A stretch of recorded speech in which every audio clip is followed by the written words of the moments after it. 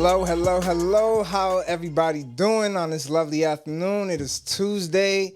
It is just radiant. It's just love and energy all over the place.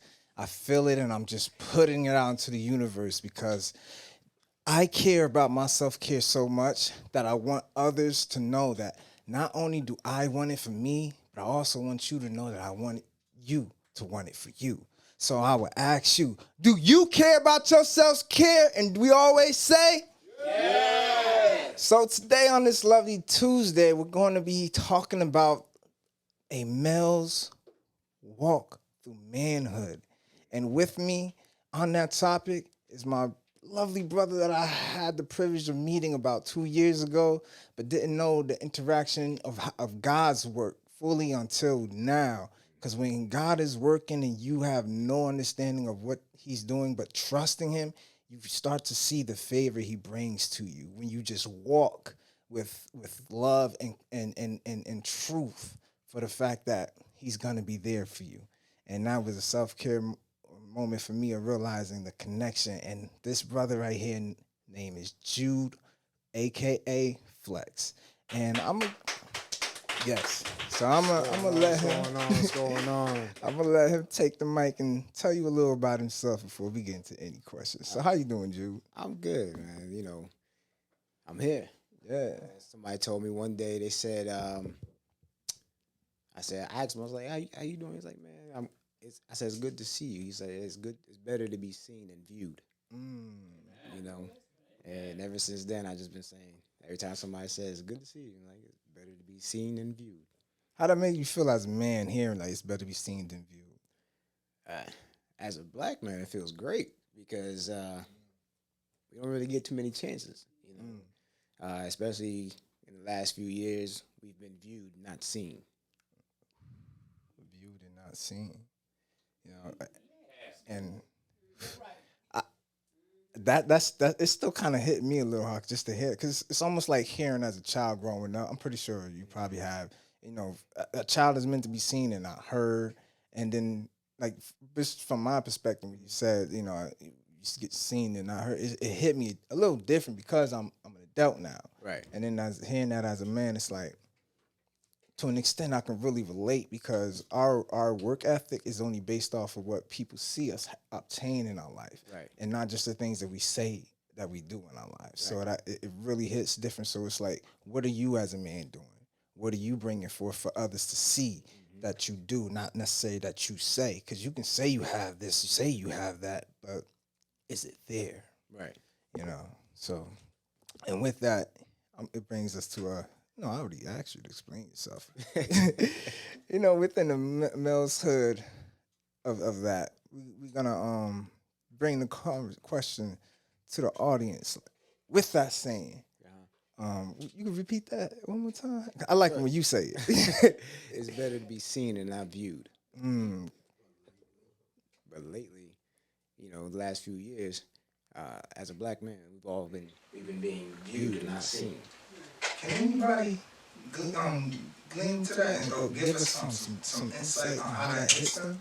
Yeah, because with the Black Lives Matter scenario, because we've been seeing so many of our brothers slain, and that brother that said, I can't breathe, and this became a rallying cry for the voice of our folks down through the years that have been crying out because of the injustices. And so many of us have been viewed in caskets, you know, and we know our history as black men. So I tip my hat to you, just bringing our awareness to that, seen and not viewed. But then what Easy was saying, growing up, seen but not heard. Seen but not heard. Now seen, viewed, but not seen. Yeah. So yeah, that whole progression. Is there another? Anybody else? Yes, I would say, you know, that's a good thought because today I can't see my son anymore. I can only view him on a picture on the phone, but I will always have him in my heart. You the memories of him. But that saying, you know, that you said is beautiful. That's a beautiful saying here. Okay, but Whose job is that, Horace, to turn the air on? I'll take that era of my manhood. I'll take ownership of that mistaken era, and even if within the walking path of a man, the responsibilities of certain things that go wrong. If you are on that, you're running it, and you got other people underneath you. You're supposed to delegate, you know. And if you don't delegate, it's your fault, you know. But don't kick yourself in the back too hard. Just do better, because now that you know, you must also do and apply it. So that's on me. And as we move forward with that from the audience, like even down to you don't know, but as she said, she lost her son, and like even hearing them words, I'm pretty sure if her son was here and for him to hear that would have an impact on his life to make a change. Although even now she can make that change for other young men, because she's a part of associate. I can't remember the name of the association right now, but she's a part of association that for mothers who've lost their sons in the streets, and even those mothers out there just hearing that, I'm pretty sure even Michelle could take that to the other women and pass that knowledge on, and they pass it on to the other sons and the sons to the next sons and generation to generation, because wise words hold a lot, like not just from it being said, but the value that we as men implement it. Like, Right. Like with what you said, I'm still a little moved off that. But we're gonna go to the second question. Like, as for father's advice, you said that it was said that to you that to be versatile in making difficult decisions in your life. Like when that was said, like how did you implement that, being versatile in difficult situations? Well, being able to multitask or just take on multiple goals, do certain things, or just being great at multiple things is it's not an easy thing to do. My dad is always, he's always made it a point to point out to me that I could be good at doing one thing and one thing only, but at the end of the day, when that one thing has ran its course, what does anybody need you for? Because at the end of the day, if you look at the way life is today, you got, in this day and age now, we have the AI programs going around. Yeah. So where you guys are live, you guys are seeing me here right now talking to you. Somebody could record this, just take the vocals and use my vocals to say something else. Like what they do with mainstream media. Right. So back in the day, you had to see me to hear me. Which goes back to being, I'd rather be seen and not viewed. So it's like to hear anything that's to bring you forward in life or to that next step that they're looking for. It's like the information is so exclusive that you just can't find it anywhere. Right. Okay. And so, when I'm listening to my dad talk, and I'm going to be transparent on this one, I didn't listen or hear anything the man was saying. I was just waiting for him to finish talking so I could walk away. As a kid, you don't pay attention to these things until you get older. But you heard it all. It was at that point. Let me tell you, when you're a kid, all you hear is want. Charlie Brown. As you get older, the want words start filling in, and once the words start filling in, the older you get, now the message is being filled in to what was being said. Like I could literally, at this point, Saturday I'll be 40. Oh, happy birthday. Thank you. But I can literally tell Hold on. Happy birthday. Hey, not every day people get to see that day, but today is a day, and I'm glad to see you. Happy birthday. Thank you. But, at this point in age, I can tell you literally everything my dad has told me as a kid. And I found myself And I used to, when I was living in North Carolina, I used to coach kids basketball. And the kids that I coached were kids that nobody want, little black kids, little black boys. Nobody wanted to coach them because they were considered the bad news bears of basketball. That was the best bunch. And I'm like, so in my head, I'm like, okay, when my a close friend of mine who's also the godfather of my son, he said to me, you know basketball. I'm like, yeah. He's like, dude, just come coach the kids. I was like, I don't know, but then I found myself being the same stereotypical person that everybody else, hypocritical person that everybody else is being. But you're still retaining that information your father gave you. Right. So I went into it thinking that I got to be aggressive. I got to curse these kids out. I got to be that guy. Tolerant behavior a little bit. Yeah, so my friend, he pulled me to the side after a practice. He was like, you know why these kids is not gonna listen to a word that you're saying, and they're just not gonna like you at all, and you'll never win a game? I'm like, why? Is it because you're being aggressive with them? They don't know you. They know me. They don't know you. So he said, I live by a rule. You could take it in coaching, or you could take it in life, or you could do both. And I said, what's that? He's like, the lesson in this is rules without relations lead to rebellion. So see that a lot. If you're gonna sit, he said, if you're gonna sit there and just put your rules and regulations on these kids, and you don't know not one of them, you can't even tell me their names. Wow. What are they like? What's the purpose of them listening to you? And they see that. And this is what society is giving to these kids. You're putting all these rules on these kids, but you're not building the relationship to understand what it is that they want to do with life, or be in life, or be who they want to be around, or what it is they want to achieve. So I sat there and I said I thought about it, and I said, okay, I made it a point to get to know all the kids, and when I had my son, my son has so many close kids. Like, these kids now, they're in college or whatever, but when my son is with his mother, these guys make it a point to go find where he is, to go spend time with him. So he has all these older brothers that like I have all these pictures, and I always look at the pictures, and I'm looking at them taking care of my son and everything like that. And it's through the mentorship right. The bond that you formed from the information you was given. Right. So when I'm sitting there and these kids at first, we really didn't win too many games, but I found myself doing what my dad would always do. Every time I would either lose a game or fail a test or anything like that, he was like, okay, so what did you learn? And I'm like, I learned that I'm dumb. And he's like, you're not dumb. You're the most intelligent kid I've ever seen, but what did you learn from failing that test? Or what did you learn from you guys losing that game? And, you sit back, you got to think about it. He's like, you don't got to give me an answer. Think about it.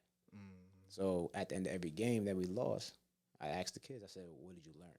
So we're gonna bring this to the audience real quick, and I like what you said. So to everyone out there, was there someone in your life that you met that came off a little strong and it made you feel rebellious towards what they were saying, and then over due time of them adjusting to not just you but the atmosphere of where you was at and what you was doing? Was there someone that it started off rocky and then it ended off smooth, and you understood the message of what was going on and what you was doing? Has anybody gone through that? Whether it was sports or just family related, or people in the streets, that just the by and bys? Teachers. Yeah, I've had experience. Growing up in church, pastors were very harsh. And I think I like what our speaker is saying. Is it Jude? Yes. What did you say? Rules without relationship leads to rebellion, and that's how we were in church. All the kids, they was just telling us what to do, and we didn't really have a relationship with them. So it just pushed me away from church. But then my family started going to this. The kids in our block started going to this other church, and it was a young pastor. And he started getting to know us and was like coming over and like just hanging out with us and developing a relationship. And that changed my whole trajectory on going to church. I was listening to this guy and what he had to say because I knew that he genuinely cared. He knew all of our names, and so I agree with you 100%. And it just took that whole rebellion away. And I think I'm spiritual today because of that pastor. Anyone else? Well, okay, like for me. Plus, who said wow earlier on as far as when he said rules. What was it again? Rules without relations lead to rebellion. Leads to rebellion. Who was it that was saying wow? I heard a wow in there. I just wanted somebody, the one that said wow, to speak on what they took from that. You know. I said wow because relationship I'm finding as I mature on my journey is so important. No matter what arena I'm in, relationship is tremendously important because that's how I get to know another individual and be able to relate to them and what they're saying and how they're feeling and where they're at, and maybe have an opportunity to, see the good word in them, or, help them along saying something, that's kind to them. Because a lot of folks that I've been out, like with the outreach, they don't know nothing about kindness. And loving kindness is what I try to give them. Even if I'm listening, if I'm doing some resource work, trying to find out if they're homeless and, if they're looking for a plan of action in terms of their recovery. So, yeah, relationship is tremendously important. Yes. So can I ask a question, Easy? Yes. Can we find out a little bit about who Jude is, where he's from? Yes, You got any kids? Yes, Jude. My mentor, that's Dr. Moody. Everybody give a clap up for Dr. Moody. None of this would be possible without Dr. Moody, first and foremost. And we are here in his facility, Tier 1 Recovery, Chosen Generation. And yes, as he said, like, as far as, you're a man of many hats. And, you have a lovely family, a lovely wife. So let him talk for himself. Tell us a little bit about yourself. Well, to let everybody know about myself, yes, I have kids. Funny story about the kids is that the very first child I ever raised, I was 15. You was 15? I was 15. You might say, wow. Wow. The pathway of a man, right? But what makes it man. what makes it funny or different is the fact that it wasn't my child. It was my uncle's child. It was what? My uncle's child. This is another podcast. When she was born, I was the only one she wanted to be around. For whatever reason it was, if she was crying, all I had to do was just come pick her up, and she's done crying. If I walked out the room, she would, like, pretty much, she treats me the way my nephew treats my dad. So all she saw was a father figure in me and a safe haven. So when it came time to, if I had to go to, when I had to go to school, of course, she's either with her mom, my dad, if they're home, or a babysitter. But when it was like me coming home, it was like I would go to school, go to football practice, or basketball practice, or track practice, and then directly from there come straight home to her. And so my uncle, let's just say he's not here. He's here, but he's not here. So he entrusted me to step in where he wouldn't be around for, and so I end up raising her for a few years, where she's 22 now. She's living in North Carolina with her mom, and she's graduated college. She's an entrepreneur. She's doing everything. It's beautiful. So I always consider her to be my very first child. The next child I raised, of course, wasn't mine. again. It was a friend of mine who was having life issues. So instead of the baby being born into a system, I said, "Give me the child," And I took the child. I raised her for 6 years, and when her life was on track, I said, "Here you go. Your child is safe. She's good. She's speaking. She's potty trained. She's everything you need. Just take it from here and do what you gotta do." From that point on, she considered me her father, and to this day, her father doesn't want to claim her, but when she sees me, she's happy to see me, and she's graduated college also, and she's working and she's doing everything she wants to do. Biologically, I have two, two wonderful kids. My daughter's 14, my son is 9, and my wife to be, she has two, a boy and a girl also. They're all close in age. Her daughter is 12, going on 13, right after my birthday, and her son is 10. So I have the pleasure of being around them and raise them also the same way I would raise my own children. Are you from Paterson? No, I'm actually from New York. I was born and raised in Nyack, New York, and I've lived pretty much almost everywhere in New York.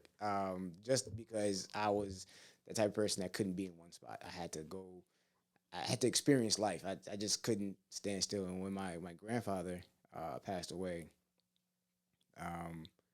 because he's been in two places his whole life. He's either been in Haiti or he's been in New York.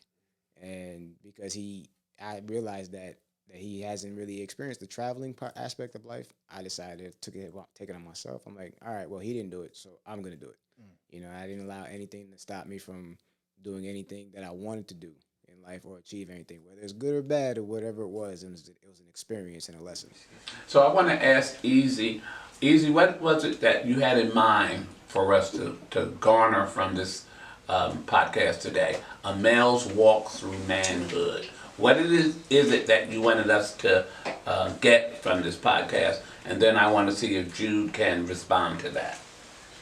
As far as what I've gotten from developing the topic with not just myself, but also with the team, from what I gleaned and putting a name together off of Jude's life and the conversation, for myself, for what I see I can glean for this is, as a man, you don't need others to necessarily tell you your direction of life, but the direction is already given the moment you are born in this life, because you make your own future. No one has to necessarily give you the tools in life, but you can ask for them if the person has it. And when a person gives you the tools, it's what you do with the tools and also how you give them back. Because what I do in my life gravitates to everyone that is around me, rather knowingly or unknowingly. I have an impact upon those around me as a male, for the ones behind me, the ones with me, and the ones in front of me. And in order for me to gain more in my life, I have to, as I was going to say to the second question, third question, is the connection between the gap of information for me as a man of what I need. I need the understanding of my elders who already know the pathway of what they walked versus, let me just stick to that. The pathway in which they've walked to for me to glean and understand where I am presently at, to move forward for those behind me in the future. As I move forward into the future, when I get there, I can pass that information on. So this way, it makes the next person's step easier. So you do need that information then, because it's not like you were saying you didn't need nobody to tell you nothing. But you're saying we definitely do need that information. Well, is that what you're saying? As far as making a decision for yourself, you don't need no one to do that for you. You have to be willing to have the courage in yourself to make your own decisions as a man. You can give anybody all the information you want to. Yes. Whatever you take from it, and how you move with that information is on you. Yes. So how do you respond to the topic, a male's walk through manhood, brother? all right, for me personally, my walk through manhood was probably a path that today I understand more of. My path was given to me easily, but I chose to go the wrong, the hard way. The narrow And path. The narrow path, and I heard one of my favorite quotes by Dr. Les Miles. He said, "Don't go don't go where the path may lead, but make your own path and leave a trail for others to follow." So I took my journey through life as far as raising somebody else's child, going through high school, deciding whether or not I want to finish college, playing basketball, playing football, deciding if I want to actually continue to play basketball and take it pro, or just follow what everybody else was doing just to find what life is called success. But then as I got older, I realized success is what you call it and what you define it as. So my success was showing my son that as a black man growing up, you don't have to do the typical play basketball or play a sport to be successful. You don't have to be able to put words together, put it on the track, and demean other people just so that way you can be successful, make all kinds of money, or get people to understand who you are. Success is not just, I got to go to jail, come out, oh, I'm going to write a track about this. So my way of showing my son there's different paths was graduate school, get your education, be very articulate, understand the intelligence of life and everything that you do about it. I'm a published author. I've traveled the world. I've spoken in front of 10 people, and I've spoken in front of thousands of people. I've been in shows all over the United States. I've been in shows in other countries. I've had people ask me to come back to Haiti and do a show out there. What kind of show? A fashion show. And I've done a lot of public speaking, especially with the kids, and I love speaking to the kids because if nobody speaks to them now, speaking to them later is like kind of somewhat pointless because it's like now I'm trying to reverse everything somebody else taught you, which led you to the path that you're on, and it's up to you as a grown adult now to either receive what I'm saying and change your life or just throw it away and continue on the same path you're on. So my path to manhood, and I am more thankful knowing that I'm about to turn 40 and I proved every doctor wrong. That said at the age of, I think I was 24, 25 maybe, that I had 48 hours to live because I live with Crohn's, and he told my mother, of all people to tell, he told my mother, and the last thing any man wants to see is his mother crying. So my mother being the strong woman that she is, and my dad being the faithful person that he is, he's praying. My mom is sitting there holding back tears, and I'm looking over there, and I'm like, what happened? She don't want to tell me. And the doctor said, well, listen, the doctor said you have 48 hours to live. And real quick, I'll tell you how funny God is because I was living in North Carolina at the time, and if I count the 48 hours, that's 2 days. It would have been 2 days I'd have been sitting inside my house waiting to go to my doctor's appointment at that point in North Carolina. But I was given the opportunity to travel to New York and go see a doctor ASAP right there at that point in time. And the doctor said, you literally have no blood in your system, so I don't know how you survived that drive. And I said, I know how, but I'm here. And then when he told my mom 48 hours to live, I like to tell that doctor today, I'm 40.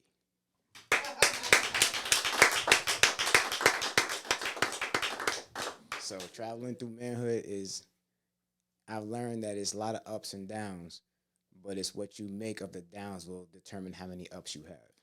I love the sound of that. Always keep your, not even just optimistic, but keep true to the fact that you're gonna make it out. Absolutely. If you said it in your mind, you say it in your heart, say it with your words, that's 3 times. It's gonna be true. Yeah, the Bible says, if any 2 people on earth agree on anything, I'll make it happen in heaven. And me and my mom agreed that 48 hours is not enough time, and we're gonna live past that. God said, don't worry about it. I got a plan for you. And with that, that would be the ending of our segment.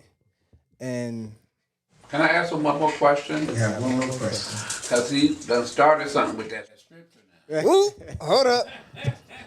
You know the spirit is here now. We gotta let spirit talk. So you incorporate spirituality in your manhood, your walk through manhood. Absolutely. Can you talk about that? Well, yeah, my dad is a praying man. If I could say anybody know a Bible better than anybody, he's read the Bible. He's read every verse. Anybody here know the Bible? Come on, don't start nothing. You got the right group here, buddy. If you talking our language, I'm here. I don't know the Bible. I don't know the Bible fully. I don't know the Bible fully. I'm saying You don't have to. My father does, but because of what he's instilled in me, as a child growing up, I've always learned that I can always go back to that, and I'm not perfect. I've been in my point where I've been down and I've been sitting there. I would sit still, but something T.D. Jakes said was, if you sit, it takes movement in order for the enemy to leave you alone. I mean, he could chase me all he want to, but I'm still standing. Amen. I'm gonna keep going the best way I can. And the last thing I want to do is ever see my kids view me and not see me. And we